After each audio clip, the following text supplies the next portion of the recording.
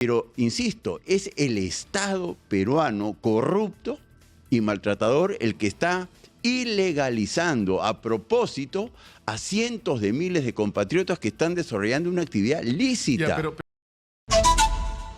muy molesta a la gente de los mercados, la gente de los centros como Gamarra, ¿no? Donde también hay una división sobre quienes quieren ya parar, están indignados, ya no le creen a nadie del gobierno. Pero en fin, vamos a ver qué pasa y vamos a tratar de ser el espacio para encontrar soluciones y respuestas razonables a la situación que estamos viviendo. Está en nuestros estudios Fernando Sillones. Ya te habían puesto acá como nuevo decano, ya te eligieron ya y todavía no. No, la verdad que no. El 17 de noviembre son las elecciones y no. Pero la verdad, Fernando, es que a mí me interesa que la gente escuche tu opinión sobre dos temas muy puntuales. Sí. Esto que acabamos de hablar del puerto de Chancay. O sea, yo creo que no terminamos de medir la trascendencia que puede tener para el Perú si hacemos las cosas bien. Nosotros en Chiquito lo estamos viviendo en Ica.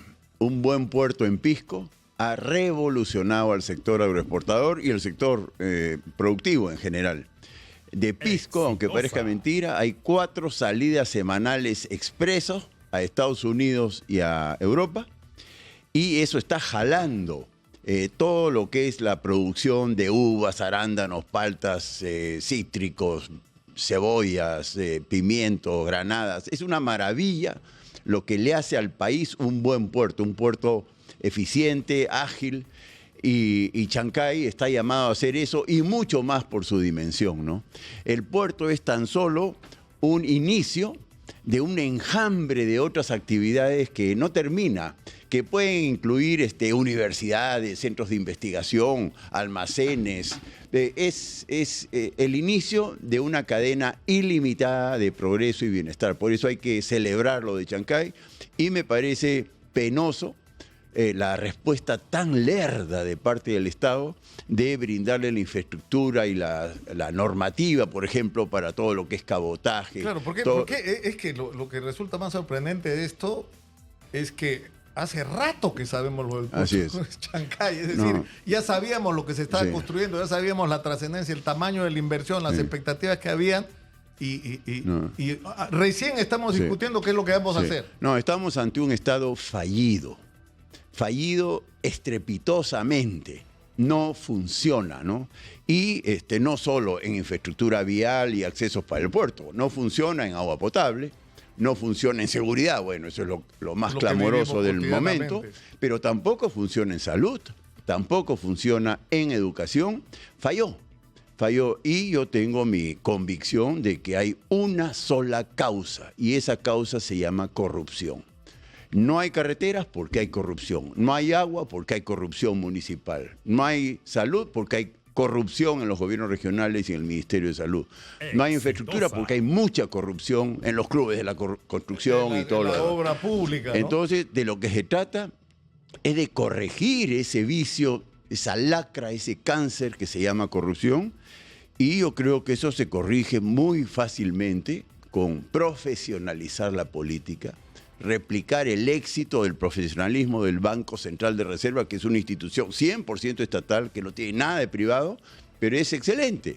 ¿Por qué? Porque es profesional, se ha despolitizado. A Julio Velarde o al directorio del Banco Central de Reserva no va a venir un señor Otárola y le va a decir contrata a mi pareja sentimental. Esa chica no va a entrar al Banco Central. Al Banco Central entran los mejores a través de una prueba de evaluación rigurosísima. Es cierto que necesitamos un Estado eficiente, transparente, manejado con profesionalismo, donde haya meritocracia y no democracia, ¿no es cierto? Pero fíjate, hay otro elemento que yo he llamado la atención la semana pasada, que es la actitud del propio mundo empresarial. La empresa Cementos Inca acaba de publicar su ISO, no sé qué número es, que es un ISO antisobornos. ¿Qué significa? Que es su compromiso de que ellos no pagan un sol de corrupción. Y crean un sistema de vigilancia, de mecanismos para denuncia, etcétera, para garantizar que su empresa no va a estar involucrada nunca en un acto de corrupción. Eso, si eso hacen todas las empresas privadas, el problema, resolviste la mitad del problema. El problema es que el Club de la Construcción no tenía esa cláusula y ese compromiso, porque ellos eran los principales coimeros. El problema es que el Club de la Construcción ha sido el inicio de una proliferación de clubcitos de la construcción que se ha incrementado. Las empresas chinas, que todo el tiempo se comenta de ellas, las empresas tipo Sadagoray, Orellana, Chibolín era un empresario corrupto, coimero, y 1000 empresarios corruptos más. Entonces, el problema es que todos tienen que ver con el Estado, ¿no? Ahora, hay un asunto que está en el centro de la atención, que es el tema de cómo manejar la crisis de la formalización minera. Los números que nos ha dado el otro día Polo Monzón son impresionantes. Sí. Estás hablando de 500,000 de personas, sí, de una producción que supera los 4.000 millones de dólares. Sí. Buena parte de la cual no está pasando por los sistemas formales, ¿no es cierto? Pero la realidad que tienes al final del camino es que hay más de 80.000 inscritos en el Reinfo y no llegan ni a 2.000 los que se han formalizado después de 12 años y habernos gastado 800 millones de soles, Fernando. Pero eso es una provocación del Estado. El Estado ha hecho imposible la formalización de la pequeña minería. Yo fui gobernador regional de Ica. En Ica hay mucha pequeña minería, en Nazca sobre todo, y nos fue imposible, incluso siendo yo gobernador, hacer que el Ministerio del Ambiente, el Ministerio de Energía y Minas, el Ministerio de Economía, el Ministerio de Agricultura, el Ministerio del Ambiente, faciliten la formalización. No, yo estoy convencido de que esto es a propósito. Y realmente el Estado lucra de la informalidad y la criminalidad minera. Porque un oro que vale $2.700 la onza, una onza son 30 gramos. 30 gramos de oro es nada. Y lo he visto en Puno. Hay mucho oro en Puno, mucho oro en Madre de Dios, en Andahuaylas acabo de estar. En todo el Perú hay oro. En La Libertad, en Cajamarca, en Ancash.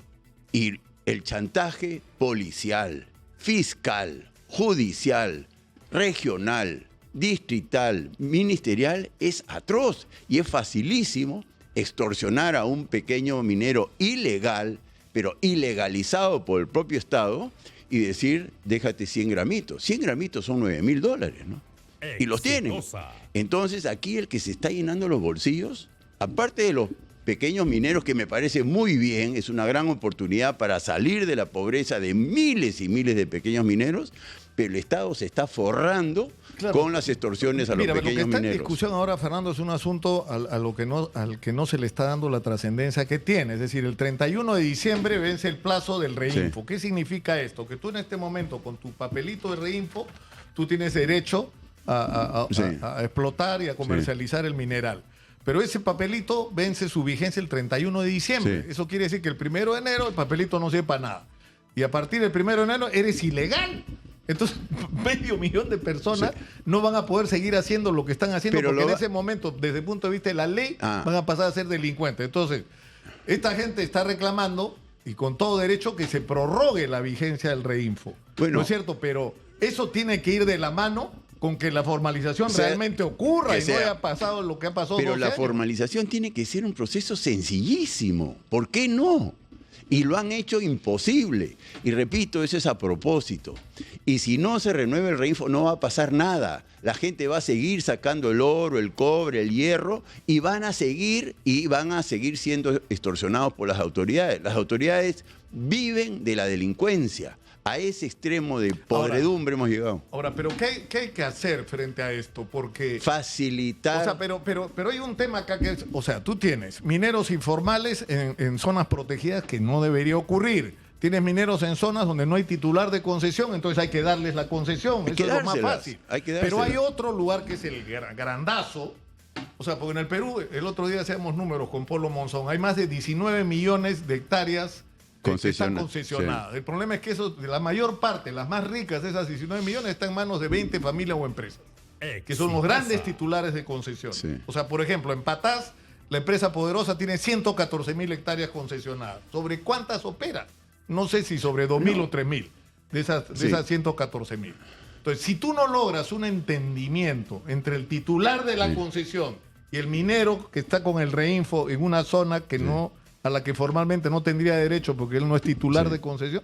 O sea, Fernando, tendría que haber un acuerdo. ¿Por qué es tan difícil un acuerdo? Por supuesto pero es que así ha funcionado la gran minería, la mediana y la pequeña. Siempre ha habido una articulación. Yo soy sobrino de don Alberto Benavides y don Alberto veneraba a los pequeños mineros porque ellos eran los cateadores, los exploradores de facto, y después que adquieren cierta dimensión, recurren espontáneamente porque les conviene a la mediana minería y se hacen acuerdos absolutamente lícitos de compartir beneficios entre pequeños y medianos, y después todo eso se termina en la gran minería, y es un proceso normal, armonioso, conveniente, pero, insisto, es el Estado peruano corrupto y maltratador el que está ilegalizando a propósito a cientos de miles de compatriotas que están desarrollando una actividad lícita. Ya, pero ¿qué debería ocurrir desde tu punto de vista? Porque en este momento está la discusión, porque hay dos extremos. La Sociedad Nacional de Minería ha lanzado una campaña que es feroz, donde dice Reinfo, en resumen, igual delincuentes. Bueno, pero y por lo tanto hay que quitarles el Pero Reinfo. Víctor Govich acaba de escribir, y con lo cual yo comparto plenamente, y él es Sociedad de Minería, de que hay que integrar a la pequeña minería con la minería en general, con los requisitos mínimos de seguridad y formalidad. Pero a la gran minería se han ido a unos extremos que yo lo vivo en el sector agroexportador. Es decir, vallos con mayólica, si no le gusta el color, es una filte multa, chalecos salvavidas en zonas de bombeo cuando nadie se puede bañar ahí. La verdad es que el Estado, cuando quiere hacer imposible la formalidad, lo logra muy fácilmente chantajeando a las empresas. Hoy día el alcalde de San Andrés, en Pisco, está extorsionando a las empresas por quítame estas pajas, ¿no? Inventando delitos ambientales que no han ocurrido. Entonces, así como hay extorsionadores y sicarios en la calle de bandas internacionales de criminales, el Estado es muy parecido.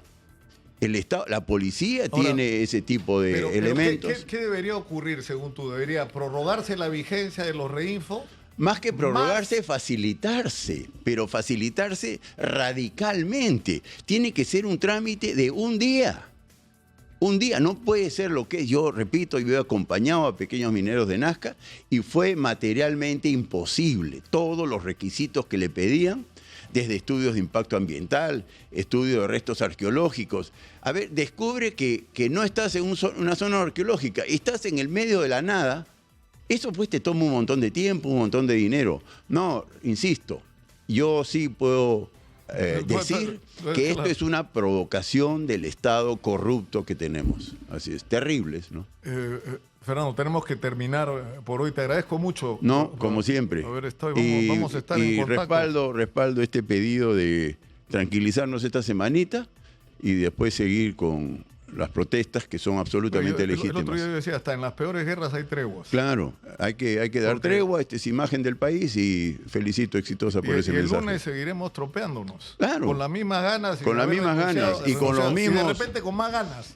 Porque, escúchame, esto, no quiero echar leña al fuego, ¿ya? Pero este papel que le han firmado los transportistas es más de lo mismo, Fernando. Es más de lo mismo. O sea, no tienen idea cómo enfrentar la crisis. Gobierno es indefendible, pero hay que darle tregua esta semanita, es todo.